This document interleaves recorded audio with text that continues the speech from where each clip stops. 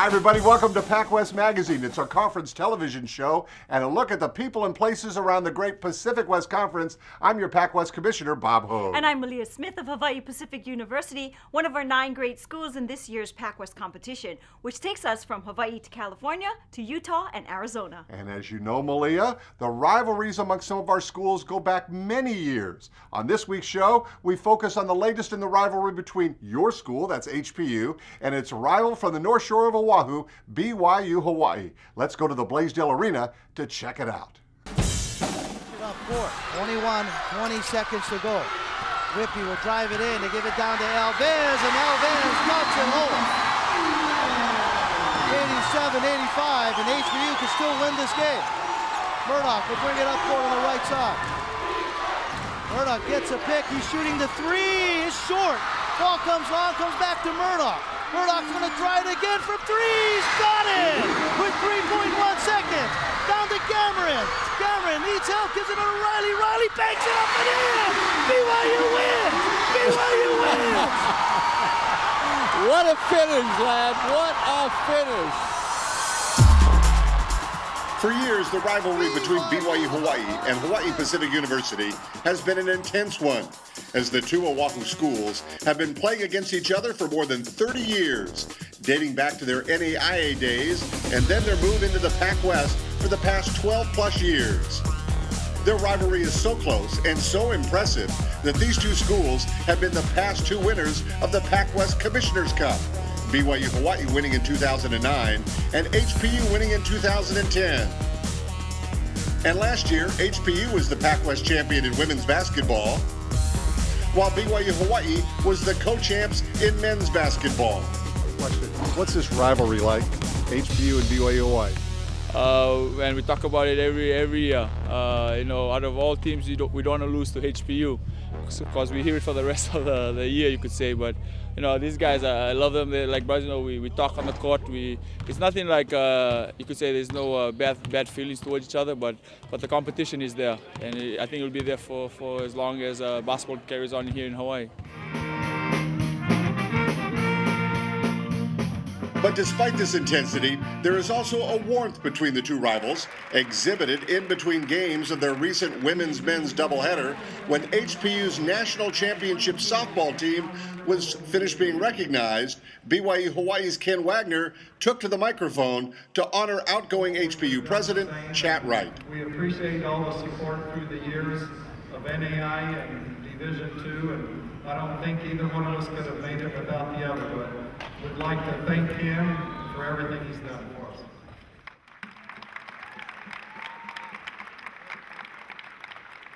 And then the games began. First, it was the women's basketball contest, where Jeff Harada's Sea Warrior team is trying to defend its PacWest title.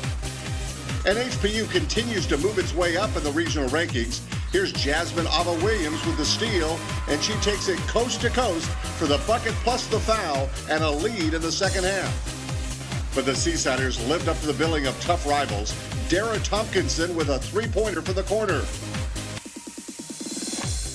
Then it's freshman center Lauren Smith with a layup as BYU-Hawai'i kept it close. First-year head coach Hyra McKenna coached up his team impressively, making them play hard all the way. Then all PacWest star Mana Hopkins picked things up for HPU, hitting the short jumper here. And then moments later, it's Mana Hopkins making a nice move in the lane to score a big bucket for the Sea Warriors. The Seasiders tried to keep it close down the stretch. Pretty drive and reverse layup here by Tompkinson to make it a 6-point game. But HPU made Sharkey really happy down the stretch and won it by a final score of 73-62. Huge for our confidence, not just the standings, but it's huge for our mental, confidence as well. We had a nice streak going, 12 in a row, and started feeling a little good about ourselves, and went up against a tough Dominican team, of course on the road, 3rd game, but no excuses. But it's just nice to come home and to play together and get a big win and hopefully start a new streak. On hand to watch the basketball proceedings was HBU's national championship softball team, who have learned the thrill of what it takes to win it all.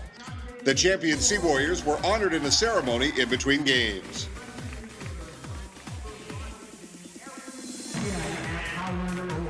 It's been a great thrill. I tell you what, you know, to walk around Kailua town and people come up to you and say, "Hey, coach, great job, congratulations." People you don't even know, and it's been a wonderful ride, you know, of course. And we're working hard to see where we can get this year. But you know, it gets harder. Then it was time for the men's game, and the pageantry intensified. BYU-Hawaii fans came in abundance, making the 45-minute drive into Honolulu, some wearing masks and hats to help create a festive atmosphere. It was a game that featured one of the top performers in the PacWest, the Seasiders' Marcus Whippy, who shows why he leads the nation in rebounding on this board and follow shot. But HBU was up to the rivalry game. Check out Adrian Dendolk as he goes strong baseline for the big-time dunk and the early lead.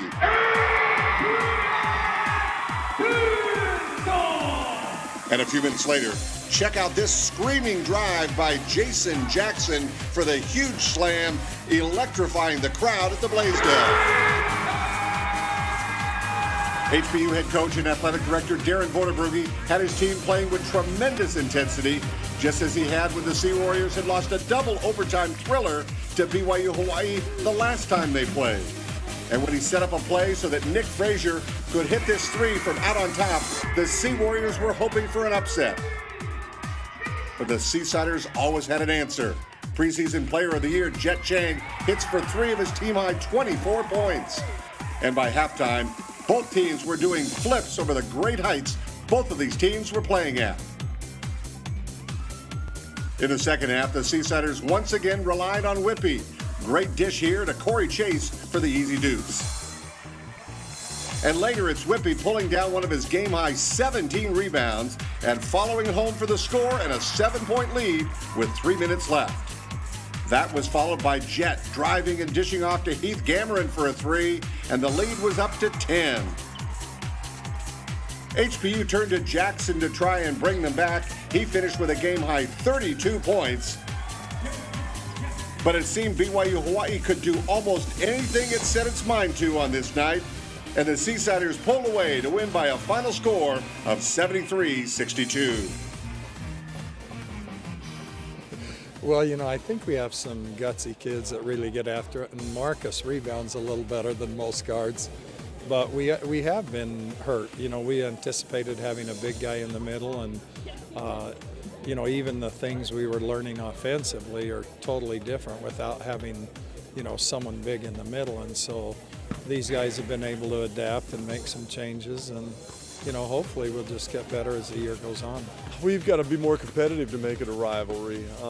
Again, I respect Coach Wagner and their program, and we want to get our program to go into the national tournament every year.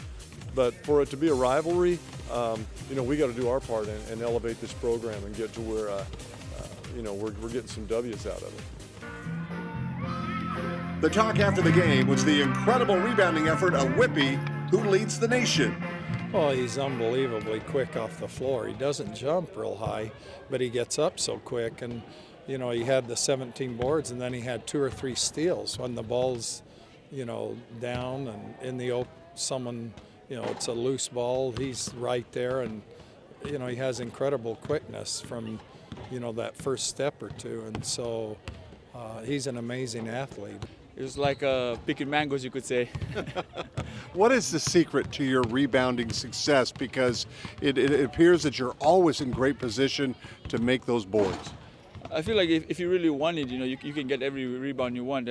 But it's like you said, the position is the great thing. I heard that Bill Russell of the greatest NBA, he said that 80% of rebound is underneath the rim. So, you know, these guys are 6'10", I'm only 6'4", 6'5", and so to get the rebound, it's all about positioning, I would say, yeah. And so I'm at the right place at the right time, you could say. So this rivalry night was a split, with the BYU-Hawaii men winning the nightcap and the HPU women winning the opener. But the real winners were the fans, who enjoyed yet another great night of PacWest basketball.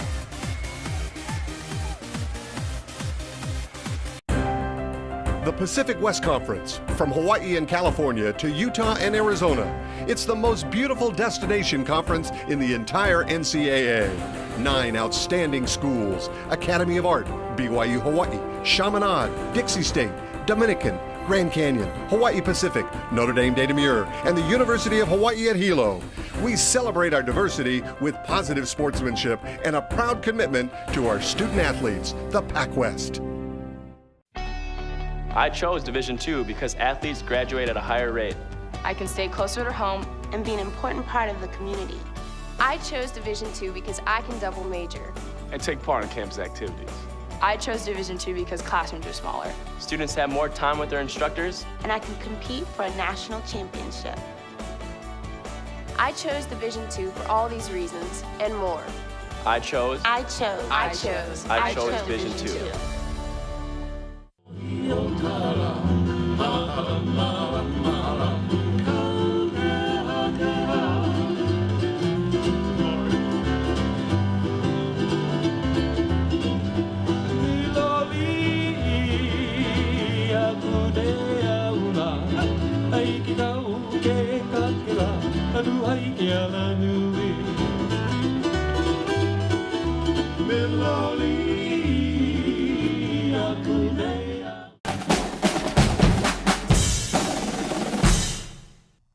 Welcome back. It's PacWest Magazine with Bob Hogue and Malia Smith. That's right, and don't forget Wayne Coito. We never forget Wayne. That's right, he's the PacWest Director of Compliance and External Affairs and is here with us with his latest PacWest Spotlight. Here's Wayne. Thanks for remembering me, Bob and Malia.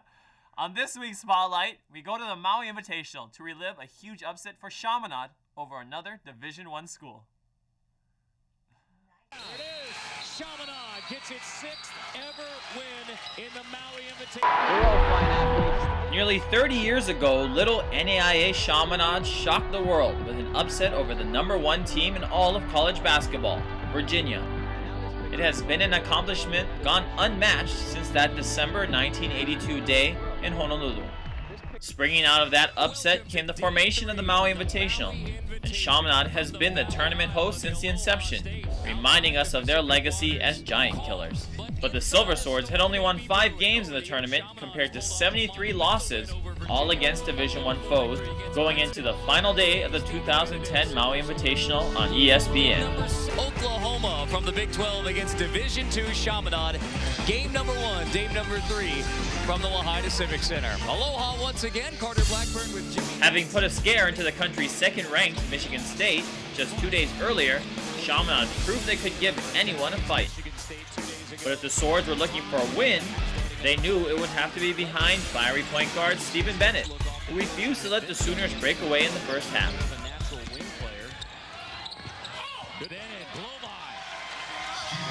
You better not relax, and you better not stand up in your stance, because as soon as you do either one, number 5 is at the rim, and he can't finish. The Swords would also look inside the 7-foot USC transfer Mamadou Diarra, who had team highs of 15 points and 11 rebounds on the night.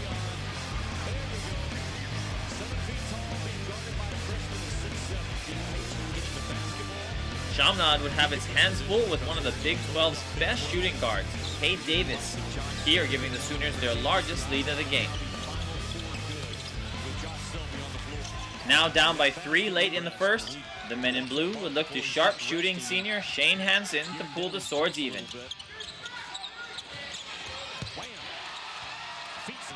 A Wally Coulibaly 3 soon after would give the Swords their first lead of the game. And with the first half winding down, it was Stephen Bennett with a high-arching kiss off the glass to put the upset-minded Silver Swords up by 3 going into the locker room. In the second, Chaminade would explode offensively. Now up by 7, it was 5'7" point guard teammates called Steve-O padding the lead.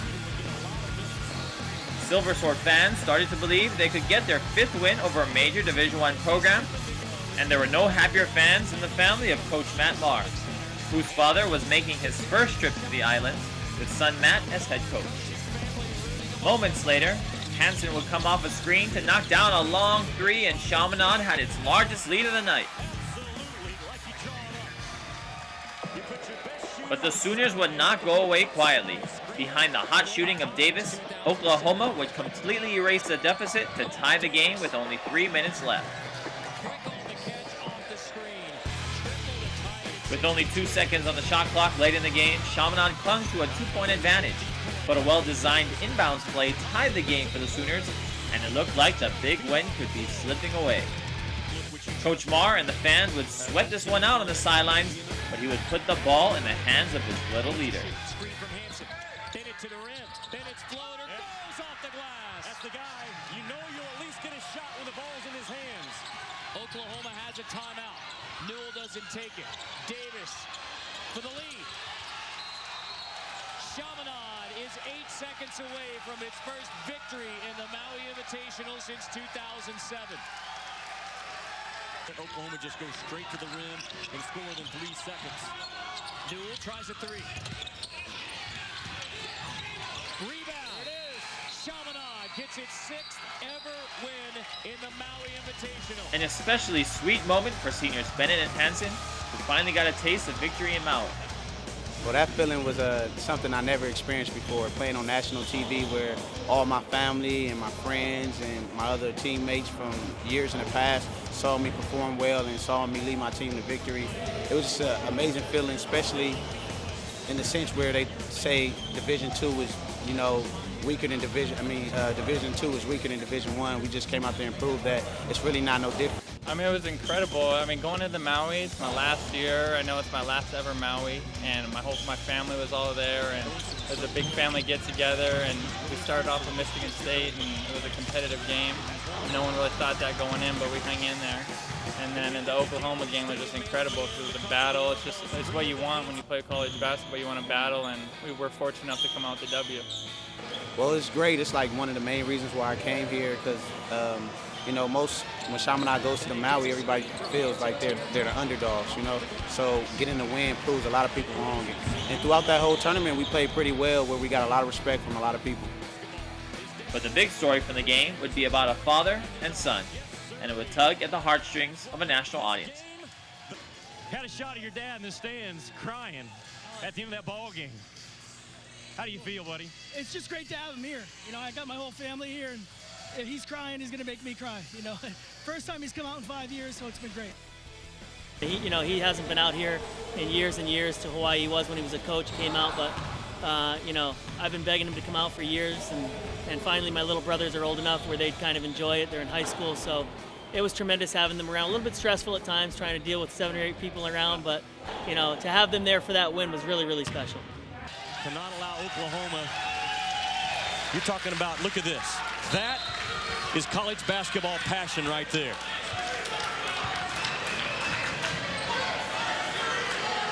Matt's dad in the stands. He can feel and sense the emotion coming through those eyes. Picture worth 1,000 words. Today. And with Chaminade on national TV every year, don't expect this to be the last upset you'll ever see. Maui helps us with recruiting and national exposure with our kids. They all want to play on that main stage against the top teams in the country, and really the best that college basketball has to offer. And it helps every year with recruiting, but when you get a win and you can say, look, we beat a Big 12 team and they're playing well right now, that's something, another feather in your cap. So it's definitely been, it's something to remember, but right now we're trying to focus on the PacWest season and what's ahead of us here this week. There's going to be a high-profile championship game to come. There's ranked opponents. There's champions from the Final Four. But no bigger moment in Maui this year than a 68-64 win for Chaminade over Oklahoma. With its history of epic upsets, the Chaminade Silver Swords make us proud to be the PacWest.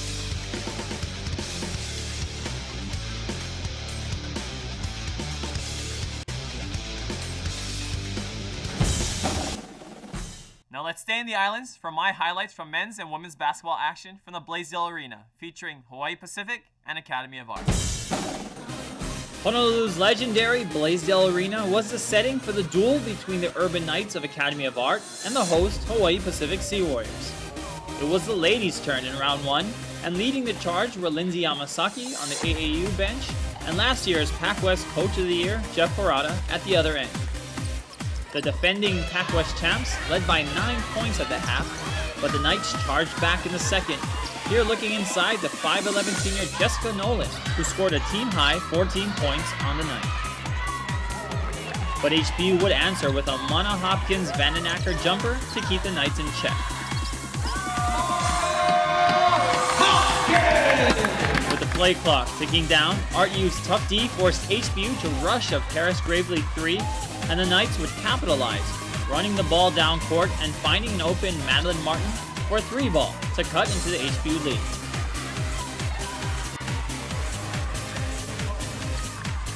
And when a Devin London fast break layup put the Knights back in the game, Coach Harada called his team in to halt RU's momentum.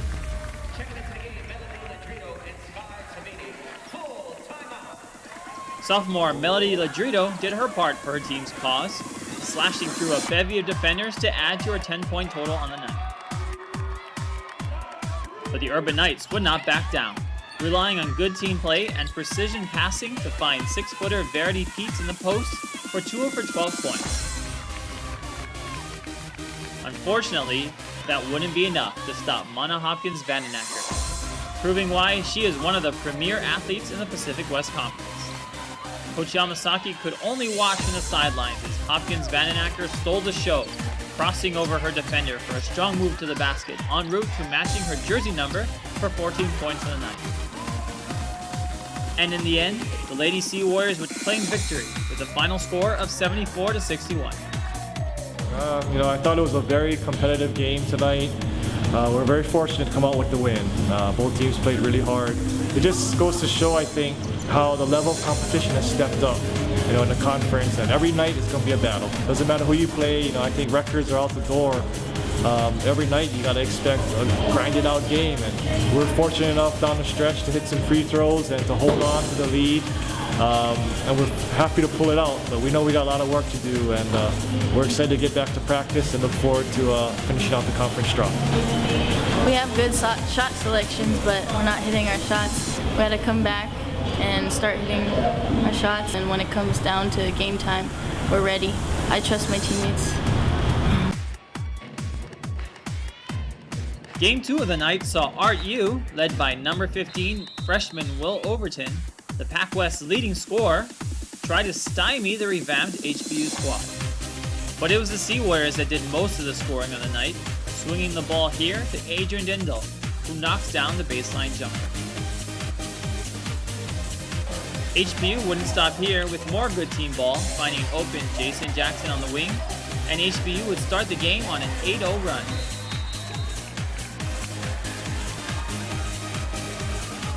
It would only get worse for the Urban Knights as HBU would push the lead to an astonishing 23-3 score to start the ballgame, and Coach Mark Sembrowicz saw enough and would bring all 5 starters out of the game. RU would finally get an important stop at one end and push the ball up court and eventually find Ivan Prima for 2 of his team-high 13 points off the bench. But back came HBU. Big man Kyle Allen with the rebound, the putback, and the foul, and he was loving every second of it as the Sea Warriors went into the locker room up by double digits at the half. After the break, with Overton not getting into the rhythm, it was music for visual media major Keith Davis doing his part to help the Knights find their groove. But the Sea Warriors would not abandon Coach Darren Vodabrugge's game plan and repeatedly swung the ball around for the best shot. Here, Kyle Allen is the recipient of the final pass and makes the most of it with a move to the hole. The Urban Knights were out-rebounded 44-26 on the evening, but here, Jonathan Burnett grabs one of his 3 on the night and puts it back to keep his team in striking range. But with Overton held to only 12 points, much below his average, it was the Sea Warriors who answered their stingy defense with an even better offensive performance, led by Allen, Royal Edwards, and Nick Frazier, who picks Overton's pocket on one end and scores the easy layup on the other to lead the home team to a 78-60 victory.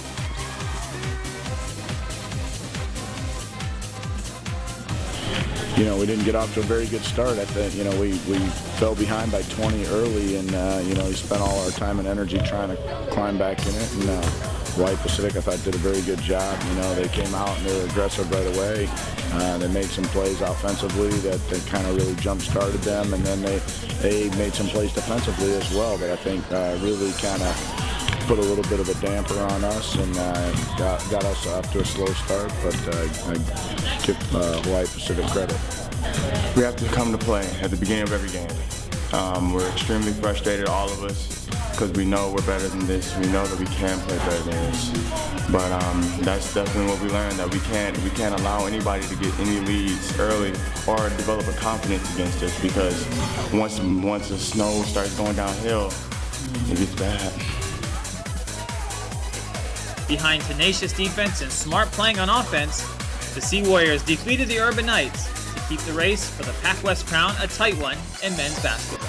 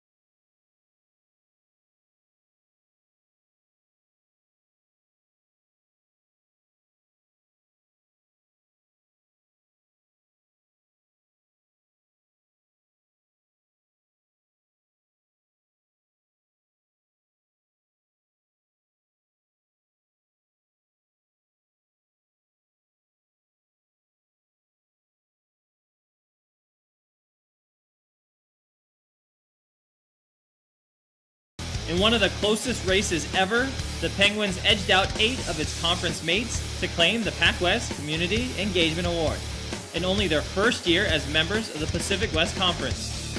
From events that brought together the entire student body, like Midnight Mayhem to kick off the basketball season, and Mr. Penguin, a lighthearted beauty pageant that added to the thousands raised for the Make-A-Wish Foundation, to outreach activities like Springfest and Junior Penguin Day, bringing in children and parents alike from all over Marin County. Dominican embodied the Division II creed to serve its community. Congratulations to the Dominican University Penguins. They say it with pride, I chose Division II. Thanks again for watching us here on PacWest Magazine. For the latest results and news from around the conference, check us out on the web at thepacwest.com. Easy to remember, it's thepacwest.com, where you can check out all the scores and special features, including listening to our very own PacWest Magazine radio show and much more. So go to the website or get out to a game. We've got plenty to cheer about all around the PacWest. For Malia and Wayne, I'm Commissioner Bob Hogue. We'll see you next time right here on PacWest Magazine. So long, everybody.